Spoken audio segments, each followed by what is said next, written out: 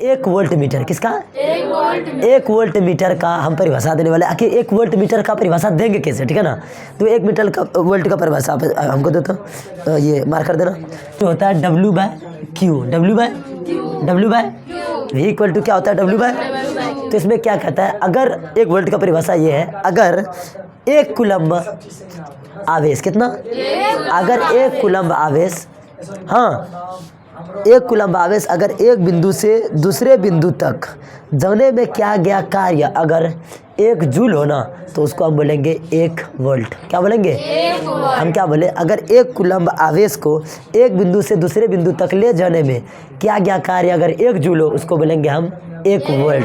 फिर से समझो हम क्या बोले, अगर 1 कूलम्ब चार्ज, 1 कूलम्ब या 1 कूलम्ब आवेश, कितना कूलम्ब, 1 कूलम्ब आवेश अगर एक बिंदु से, कितना बिंदु से, दूसरे बिंदु तक ले जाने में कार्य जो करना पड़ेगा ना, वो 1 जूल हो, कितना जूल हो, 1 जूल हो ना, तो उसी को हम क्या बोलेंगे, 1 वोल्ट बोलेंगे। क्या बोलेंगे, फिर से समझो हम क्या बोले, अगर 1 कूलम्ब आवेश, 1 कूलम्ब आवेश को एक बिंदु से दूसरे बिंदु में ले जाएंगे, लेकिन उसमें जो काम करना पड़ेगा ना सिर्फ 1 जूल का हो, कितना का, उसी को हम बोलेंगे 1 वोल्ट। क्या बोलेंगे, क्या कैसा क्या दे करे, एग्जाम तो देना ही पड़ेगा।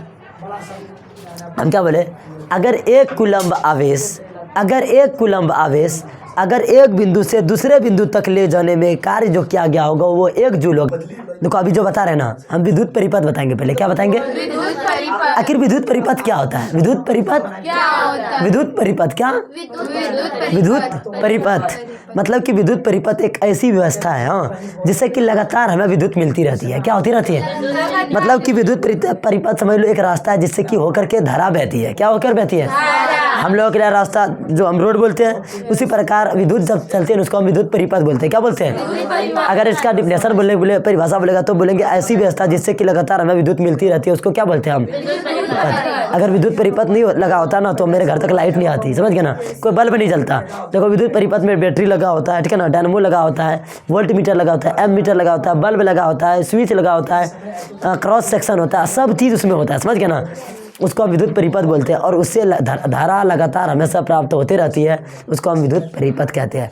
कुछ चीज़ें जो विद्युत परिपथ में लगी होती है उसका कुछ सिंबल है, उसको जब जानोगे तभी आगे तुम मैथ ये इसके बारे में, फिजिक्स के बारे में, कुछ ये इलेक्ट्रिक के बारे में बता सकते हो, नहीं था नहीं तो नहीं बोलना मेरे साथ।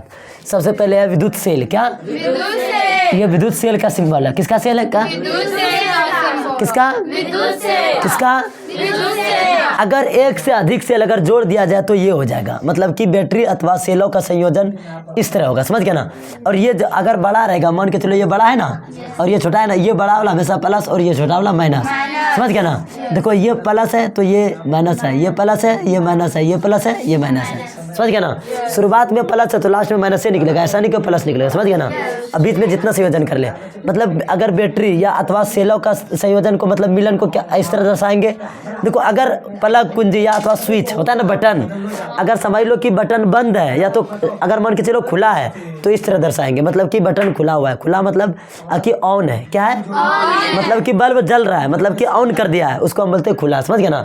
मतलब स्विच को अगर इस तरह दर्शाएगा तो समझ लो बल्ब जल रहा है, मतलब करंट जा रहा है, इसका मतलब क्या है, धारा बह रही है, धारा रुका हुआ नहीं है। अगर धारा रुका हुआ था नहीं, बल्ब हम बंद कर देते हैं तो बंद करते थे इस तरह स्विच लगा रहेगा, मतलब बल्ब नहीं जलेगा क्योंकि धारा रुका हुआ है। क्या है, धारा, इसमें धारा रुका हुआ नहीं है, इसमें धारा रुका हुआ है, समझ गया, जिसको हम बंद बोलते हैं। तार संधि, मान के चलो 2 या 3 तार एक तरह नहीं जुड़ते हो, तो अगर इस तरह से अगर सिंबल जहाँ रहेगा ना, समझ लो तार जुटा हुआ है, क्या हुआ है, जोड़ा हुआ है तार, समझ गया ना, मतलब कि 2 3 4 एक जगह मिला हुआ है, समझ गया, तार, जिसको क्या हम तार संधि बोलते हैं। क्या बोलते हैं, तार संधि, वायर कॉम्बिनेशन। उसके बाद तार क्रॉसिंग का क्या होता है, तार क्रॉसिंग उसको बोलते हैं, तार जुटा हुआ नहीं रहता, मान के चलो एक तार इधर से गया है, ठीक है ना, अब फिर इधर तार लेकर जाना, यहाँ पर जोड़ना नहीं है, ठीक है ना, तो इसको इस तरह से दर्शाते हैं। मान के चलो एक तार इधर गया है और फिर अगर मान के चलो अगर इधर से तार जाएगा तो इसको इस तरह से लेकर जाते हैं, इस तरह से, मतलब ये समझ लो कि एक तार नीचे से एक तार ऊपर से, ये ज्वाइंट नहीं है, नहीं जाता है क्या? एक तार ऊपर से नीचे नहीं जा सकते क्या? इसको हम बोलते हैं तार क्रॉसिंग। क्या बोलेंगे? यहाँ पर तार जुटा नहीं है बल्कि उसके ऊपर से गया, उसके ऊपर से गया। उसके बाद देखो विद्युत बल्ब, अगर बल्ब रहेगा तो इस तरह से डिनोट करेंगे या तो इस तरह से, कोई दिक्कत नहीं समझा? विद्युत बल्ब। अब देखो प्रतिरोध मतलब रेजिस्टेंस इस तरह से होता है, समझ गया? रेजिस्टेंस क्या? उसके बाद धारा नियंत्रक मतलब जिसको हम रियोस्ट बोलते हैं। धारा नियंत्रक मतलब ये होता है कि मतलब कि वो जो करंट को ना हमेशा कंट्रोल करता है। क्या करता है? कंट्रोल। तो ये है इस तरह से रहता है, चाहे तो इस तरह से रहेगा, ठीक है? अब एमीटर, एमीटर क्या करता है? करंट को मापता है। एमीटर को इस तरह से दर्शाते हैं, एमीटर को, समझ गया ना? अगर जहां पर इस तरह से रहेगा समझ लो ये एमीटर लगा हुआ है। क्या लगा हुआ है? क्या लगा हुआ है? क्या लगा हुआ है? और एमीटर हमेशा श्रेणी क्रम में लगा होता है। कौन सा क्रम में? एमीटर को किस में लगाते हैं? एमीटर को किस में लगाते हैं? बोलो, एमीटर को किस में लगाते हैं? एमीटर को किस में लगाते हैं? और वोल्ट मीटर मतलब जो कि वोल्ट मतलब कि विभवांतर को या विद्युत विभव को मापता है, उसको हम बोलते हैं वोल्ट मीटर। और इस तरह से लिखते हैं, ठीक है ना? और इसको हम समांतर क्रम में जोड़ते हैं। किसमें? समांतर क्रम में। देखो दो क्रम होता है, मतलब हम बताएंगे आगे। समांतर क्रम होता है, एक श्रेणी क्रम होता है, समझ गया ना? समांतर क्रम वो होता है जैसे कि पैरेलल में, मान के चलो अगर हम क्या बोले कि इसको श्रेणी क्रम में जोड़ता है ना, तो अगर मान के चलो श्रेणी क्रम का जैसे ये है, इसके बाद ये यहाँ पर एम मीटर लगा दिया। क्या लगा दिया? M metre. और ये माइनस है, अब आगे चला, यहाँ पर ये रेजिस्टेंस मतलब प्रतिरोध लगा दिया। उसके बाद यहाँ पर बल्ब लगा दिया, यहाँ पर स्विच लगा दिया, मतलब एक ही लाइन में जा रहा है, तो इसको हम श्रेणी क्रम में बोलेंगे। क्या बोलेंगे? अब बोलो सर अब समांतर क्रम क्या होता है वो भी बता दीजिए। समांतर क्रम वो होता है जैसे मान के चलो ये है ना, अब ये रेजिस्टेंस है ना, तो यहाँ पर ऐसे हुआ, यहाँ से तार एक ठो खींचा और यहाँ से भी एक ठो तार खींचा और यहाँ पर ऐसे ला दिया, ठीक है ना? यहाँ पर ऐसे लाया और यहाँ पर अब जोड़ दिया। यहाँ ये भी वोल्ट मीटर, ये प्लस ये माइनस, ये देखो ये और ये समांतर नहीं है क्या? इसको हम बोलते हैं समांतर क्रम। क्या बोलते हैं? समांतर क्रम में क्या होता है? एक जगह से ढेर सारा चीज निकला होता है, ठीक है ना? और श्रेणी क्रम में एक ही जगह में सब चीज जुड़ा होता है, मतलब एक तार है, मतलब एक ही लाइन में सब चीज है, समझ गया ना? उसमें अलग अलग वायर की जरूरत नहीं है। लेकिन समांतर क्रम में अलग अलग वायर की जरूरत पड़ती है। यहाँ पर क्रॉस सेक्शन होता है, यहाँ से सब तार निकलता है, उसको हम बोलते हैं समांतर क्रम। कौन सा क्रम?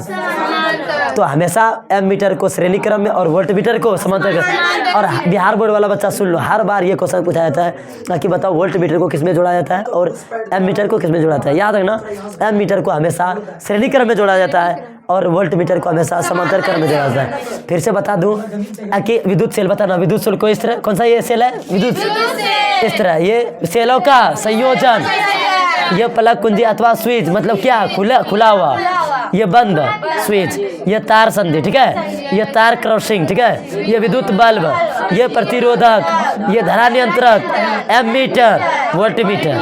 फिर से बोलो, ये क्या है? ये खुली स्विच बोल सकते हो, इसको बंद स्विच को, ये